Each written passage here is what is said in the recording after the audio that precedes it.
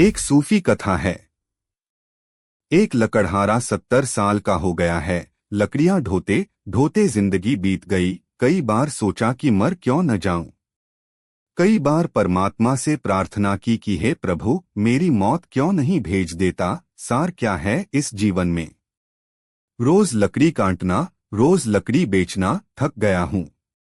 किसी तरह रोजी रोटी जुटा पाता हूं, फिर भी पूरा पेट नहीं भरता। एक जून मिल जाए तो बहुत। कभी कभी दोनों जून भी उपवास हो जाता है। कभी वर्षा ज्यादा दिन हो जाती है, लकड़ी नहीं काटने जा पाता। फिर का भी हो गया हूं, कभी बीमार हो जाता हूं, और लकड़ी काटने से मिलता कितना है। एक दिन लौटता था थका मादा, खांसता खंखारता अपने गट्ठर को लिए, और बीच में एकदम ऐसा उसे लगा कि अब बिल्कुल व्यर्थ है मेरा जीवन, यह अब मैं क्यों ढो रहा हूं।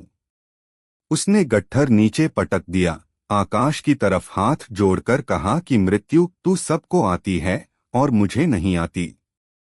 हे यमदूत, तुम मुझे क्या भूल ही गए हो, उठा लो अब।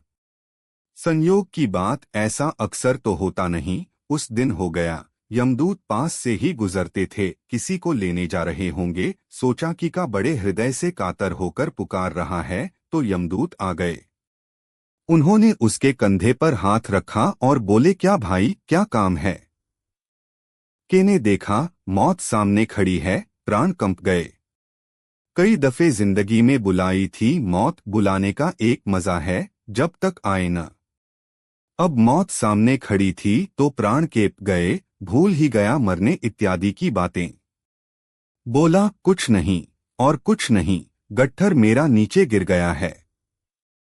यहाँ कोई उठाने वाला न दिखा, इसलिए आपको बुलाया, जरा उठा दें। और नमस्कार, कोई आने की जरूरत नहीं है। और ऐसे तो हम जिंदगी भर कहते रहे, मुझे मरना नहीं है। यह सिर्फ गट्ठर मेरा उठाकर मेरे सिर पर रख दें। जिस गट्ठर से परेशान था, उसी को यमदूत से उठवाकर सिर पर रख लिया। उस दिन उसके की पुलक देखते जब वह घर की तरफ आया।